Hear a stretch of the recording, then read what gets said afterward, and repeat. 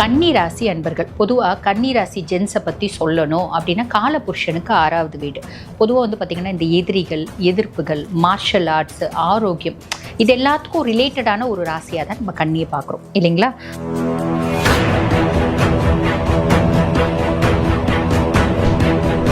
They very good observers அப்படின்னு சொல்லலாம். ரொம்ப அவங்களுக்கு வந்து பார்த்திங்கன்னா அறிவு கூர்மை அப்படின்றது ஜாஸ்தி உண்டு. புதன்னாலே அறிவு கூர்மை. சரி, இப்படி எல்லாம் லவ் பண்ணுறாங்க. இப்படி லவ் பண்ணுற பொண்ணு இப்போ கன்னிக்கு மேஷமாக இருக்குது, விருச்சிகமாக இருக்குன்னா சாலிடாக அது ஊற்றிக்கும். காரணம் என்னென்னா இப்படியெல்லாம் பார்த்து லவ் பண்ணாலும் மனதளவில் ஒத்து வராது.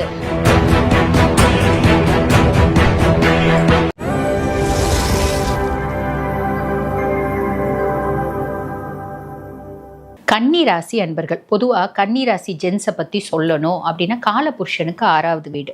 பொதுவாக வந்து பார்த்திங்கன்னா இந்த எதிரிகள், எதிர்ப்புகள், மார்ஷல் ஆர்ட்ஸ், ஆரோக்கியம் இது எல்லாத்துக்கும் ரிலேட்டடான ஒரு ராசியாக தான் நம்ம கன்னியை பார்க்குறோம் இல்லைங்களா?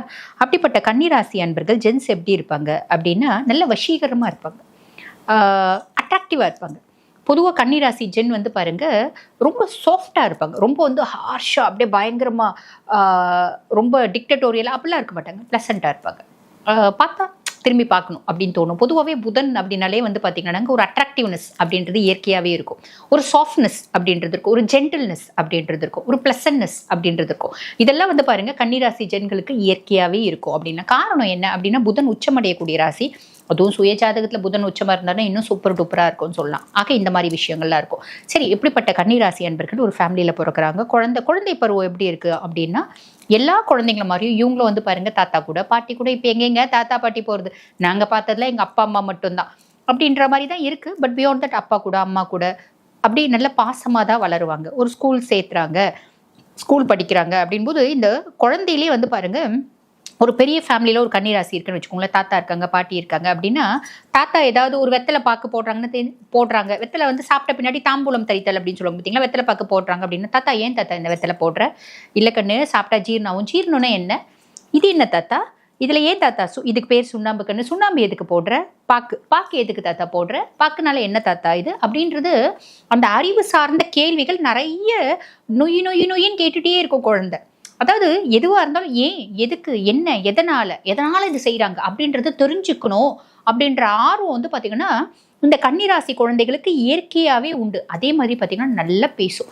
பொதுவாகவே இந்த கன்னி மிதுனம்லாம் வந்து பார்த்திங்கன்னா புதன் ஆதிக்கம் அப்படின்றதுனால குழந்தைங்களுக்கு மழலை பேச்சு அப்படின்றதே இருக்காது. பேசினா அம்மா, சில குழந்தைங்க வழ குழன்னு பேசும் பார்த்தீங்களா? அம்மா வான்னு பேசணும். இதெல்லாம் அப்படிலாம் பேசவே பேசாது. என்னம்மா பண்ணுற அப்படின்றத சாலிடாக பேசும். அதாவது அதுலேயும் சுய ஜாதகத்தில் புதன் நல்லா இருக்காரு அப்படின்னா குழந்தைங்களோட பேச்சு ரொம்ப தெளிவாக இருக்கும். பெரியவங்க எப்படி பேசுகிறாங்க, தெளிவாக தமிழ் பேசுவாங்க பார்த்தீங்களா? அந்த மாதிரி தெளிவாக குழந்தைங்க அவங்களோட மதர் டங் பேசுவாங்க. இந்த வழ குழ பேச்சு, மழலை பேச்சு, தத்தி தடுமாறி பேசுறது அதெல்லாம் இருக்கவே இருக்காது. ஏன்னா வாக்காரகன் புதன் அப்படின்றனால உங்கள் வாக்கு வந்து பார்த்திங்கன்னா ரொம்ப தெளிவாக துல்லியமாக இருக்கும் உங்கள் பேசக்கூடியது அப்படின்னு சொல்லுவாங்க. ஸோ குழந்தைங்க இப்போ சின்ன வயசில் இருக்குன்னா இப்படி பல கேள்விகள் கேட்கும். அதுக்கப்புறம் ஸ்கூல் சேர்த்துனாங்கன்னா அந்த ஸ்கூலில் போன உடனே நிறைய ஃப்ரெண்ட்ஸ் இருப்பாங்க. ஆனால் எல்லா ஃப்ரெண்ட்ஸ்கிட்டையும் வளன்னு பேசிகிட்டே இருக்க மாட்டாங்க. மிதுனும் சடன்னு பேசிகிட்டே இருக்கும், ஓட்ட சட்டியில் கல் போட்ட மாதிரி. ஆனால் கன்னி அப்படி சடன்னு பேசிகிட்டே இருக்காது. 4 வார்த்தை பேசினா கூட நச்சுன்னு நங்கூரம் போட்ட மாதிரி பேசும். அதே புதன் தான், பட் டிஃப்ரென்ஸ் இருக்குது கன்னிலையும் மிதுனத்துலையும். புரியுதுங்களா? மிதுன ராசி அன்பர்கள் நிறைய பேசினாலும் இவங்க கன்னி அதே புதன் ஆதிக்கம் உச்சமடையக்கூடிய ராசியாக இருந்தாலும் கன்னி ராசி ஜென்ஸ் வந்து பார்த்திங்கன்னா பெருசாக பேச மாட்டாங்க. They very good observers. ஒரு விஷயம், அதாவது ஒரு 10 பேர் 10 விஷயம் பேசுகிறாங்க அப்படின்னா அந்த 10 பேரும் எந்த ஆங்கிளில் அந்த விஷயம் பேசுகிறாங்க, ஆத்மார்த்தமாக பேசுகிறாங்களா இல்லை மேலோக்கமாக வாயளவில் பேசுகிறாங்களா அப்படின்றத தெளிவாக கண்டுபிடிக்கக்கூடியவங்க யார் அப்படின்னா கன்னி. தே வெரி குட் அப்சர்வர்ஸ் அப்படின்னு சொல்லலாம். ரொம்ப அவங்களுக்கு வந்து பார்த்திங்கன்னா அறிவு கூர்மை அப்படின்றது ஜாஸ்தி உண்டு. புதன்னாலே அறிவு கூர்மை, கிளவர்னஸ், இன்டெலிஜென்ஸ், ஷார்ப்னஸ், நல்ல ஒரு கேடித்தனம் அதெல்லாம் இயற்கையாகவே உண்டுங்க. கன்னி அந்த கேடித்தனம் இருந்தாலும் அந்த நான் கேடிதா அப்படின்றத காமிச்சிக்க மாட்டாங்க. நானும் ரவுடிதான் காமிச்சிக்க மாட்டாங்க. நான் கேடிதா, நான் ரவுடிதா அப்படி இருந்தாலும் நான் அமைதியாக இருப்பேன், நான் மேலே பார்க்க பொலைட்டாக இருப்பேன். அப்படிதான் நான் வந்து ரொம்ப கேடியாக இருந்தாலும் ரொம்ப புத்திசாலியாக இருந்தாலும் வெளியே நான் காமிச்சிக்க மாட்டேன். வெளியே ரொம்ப சைலண்டான பர்சன், ரொம்ப நல்ல பர்சன் அப்படின்ற பேரை ரொம்ப சூப்பராக தட்டிட்டு போகக்கூடிய பர்சனாலிட்டிஸ் யார் அப்படின்னா கன்னி ராசி அன்பர்கள் தான். புரியுதுங்களா? சரி, அப்படிப்பட்டவங்க இப்போ ஃப்ரெண்ட்ஸ் அப்படின்னா நான் முன்னமே சொன்ன மாதிரி தான் நிறைய ஃப்ரெண்ட்ஸ் இருப்பாங்க. பட் வந்து ரொம்ப ஒரு சிலர் தான் வந்து செலக்டிவ் ஃப்ரெண்ட்ஸாக வச்சுப்பாங்க. அதாவது பெஸ்ட் ஃப்ரெண்ட்ஸாக வச்சுப்பாங்க. உன்னோட சீக்ரஸி எல்லாம் எனக்கு சொல்லு, என்னோட சீக்ரஸி எல்லாம் உனக்கு சொல்கிறேன், உன்னதை நான் சொல்ல மாட்டேன், என்னதை நீ சொல்லாத. அந்த மாதிரி ரொம்ப சீக்ரெட் ஃப்ரெண்ட்ஸ் அப்படின்றது ஒரு சிலர் தான் வச்சுப்பாங்க. சரிங்களா? அப்படி போகும். எப்படிப்பட்ட கன்னிராசி அன்பர்கள் ஒரு லவ் காலேஜ் படிக்கிறாங்க, லவ் பண்ணுறாங்க அப்படின்னா ஒரு பொண்ணை பார்க்குறாங்க. எப்படி அந்த பொண்ணை பார்த்தா பிடிக்கும்? ஃபஸ்ட்டு அந்த பொண்ணை பார்க்கும்போது அந்த பொண்ணு கிளாஸில் நல்லா படிக்கணும். அதாவது படிப்பு மட்டுமே புத்திசாலித்தனம் இல்லை. ஒரு ஸ்பீச்சில் வந்து பொண்ணு வந்து கலந்துக்குது, நல்லா பயங்கரமாக சூப்பர் டூப்பராக பேசுது, கிளாஸில் பயங்கரமாக படிக்குது, ப்ரொஃபஸர்ஸ் கேட்குற கேள்விக்கெல்லாம் முன்னே நின்று பதில் சொல்லுது. அங்கே அதனோட இன்டெலிஜென்ட், அதனோட புத்தி கூர்மை, மைண்டும் தான் ஃபஸ்ட்டு சிங்க் ஆகும். அந்த பொண்ணு ரொம்ப புத்திசாலிப்பா, அதனால எனக்கு பிடிக்குது. அதுதான் ஃபஸ்ட்டு வந்து பிடிக்கும். பொண்ணு அழகு பார்த்து பிடிக்கிறதுலாம் கிடையாது. ஃபர்ஸ்ட் வந்து பார்த்தீங்கன்னா அவங்களோட புத்திசாலித்தனத்தை பார்த்து பிடிக்கிறது. ரிஷபம் ஒரு பொண்ணு பார்க்குது அப்படின்னு பொண்ணு அழகாக இருக்கணும். அந்த பொண்ணு மக்கு பிளாஸ்டியாக இருக்கும். படிக்கவே படிக்கலனா கூட பிரச்சனை இல்லை, அது மக்கு பிளாஸ்டியாக இருந்தால் கூட பிரச்சனை இல்லை, அழகாக இருக்குல்ல அதனால எனக்கு பிடிக்குது, அது ரிஷபம். புரியுதுங்களா? ஆளுமையாக இருக்குல்ல அதனால எனக்கு பிடிக்குது, அது வந்து சிம்மம். பொண்ணு நல்ல புத்திசாலியாக இருக்குல்ல அதனால எனக்கு பிடிக்குது. இதுதான் வந்து பார்த்தீங்கன்னா மிதுனமும் கன்னியும். புத்தி தான் ஃபர்ஸ்ட் சிங்க் ஆகும், அறிவும் தான் ஃபர்ஸ்ட் மேட்ச் ஆகணும். அதுக்கப்புறம் அறிவு மட்டும் போதுமா? அதெல்லாம் கிடையாதுங்க, அதெல்லாம் கிடையாது. ஏன்னா நாங்கள் கன்னிக்கும் மிதுனத்துக்கும் அறிவு மட்டும் போதாது. அதுக்கப்புறம் பல கேடர்ஸ் இருக்கு, அதெல்லாம் அந்த பிள்ளை ஃபில்ஃபில் பண்ணும். அது என்னென்ன கேடர்ஸ்? ஃபர்ஸ்ட் அறிவு. எனக்கு நல்ல அறிவாளியா இருக்கு, ஸோ நான் அவள் மேலே அட்ராக்ட் ஆகிட்டேன், எனக்கு அவள் மேலே ஒரு ஈர்ப்பு வந்துருச்சு, எனக்கு அவளை பார்க்கணும்னு தோணுது. அப்போ நான் என்ன பண்ணுவேன்? ஆனால் அப்பப்போ அவள் என்னென்னலாம் பண்ணுறா அதெல்லாம் நான் பார்ப்பேன். ஆனால் அவள் பின்னாடி நான் திரியறத அவளுக்கு நான் காமிச்சு கொடுக்கவே மாட்டேன். அங்கே தான் புதனோட புத்திசாலித்தனம் இருக்கும். புரியுதுங்களா? ரிஷபம் நான் பின்னாடி திரியிற அப்படின்னு காமிச்சு கொடுக்கும். ஆனால் மிதுனமோ கன்னியோ காமிச்சு கொடுக்காது. அவள் வந்து அவளை அறியாம இவனை பார்க்கணும். அந்த மாதிரி சுச்சுவேஷன்ஸ் அப்பப்போ அவன் முன்னாடி போகிறது, அவன் முன்னாடி நிற்கிறது, அவ வந்து இவ மேலே ஈர்க்கப்படுற மாதிரி இவர் வந்து பேசுறது, பிஹேவ் பண்ணுறது, அதெல்லாமே பண்ணுவார். சரி, அதுக்கும் மேலே பொண்ணு அறிவாளியாக இருக்குது. ரெண்டாவது பொண்ணு அழகாக இருக்கணும். மூணாவது பொண்ணு வந்து நல்ல நீட்டாக டீசெண்டாக அழகாக ட்ரெஸ் பண்ணணும். கச்சாமுச்சான் ட்ரெஸ்ஸுன்னு இங்கே சாரியிலே கூட நம்ம கச்சாமுச்சான் கட்டலாம் இல்லைங்களா? அந்த மாதிரி இந்த பொண்ணு வந்து ஜீன்ஸ் போட்டால் பிடிக்காது அப்படிலாம் கிடையாது. பொண்ணு ட்ரௌசர்ஸ் கூட போட்டுக்கலாம், ஜீன்ஸ் போட்டுக்கலாம், அழகாக இருக்கணும். எல்லாத்துலேயும் ஒரு ப்ளசன்ட்னஸ் இருக்கணும். இது வந்து கன்னி. அதுக்கப்புறம் பொண்ணு நல்ல பொண்ணாக இருக்கணும். அதுக்கப்புறம் பொண்ணுக்கு நல்ல குணங்கள் இருக்கணும். அதுக்கப்புறம் பொண்ணு வந்து அடக்கமான பொண்ணாக இருக்கணும். அதுக்கப்புறம் பொண்ணு வந்து பாருங்கள் சொல்கிற பேச்செல்லாம் கேட்டுக்கணும், ஒரு நல்ல குடும்பத்து பொண்ணாக இருக்கணும். அதுக்கப்புறம் கம்மக்கப்பா போயிட்டே இருக்கும். ஓகேங்களா? சரி, இப்படி எல்லாம் லவ் பண்ணுறாங்க.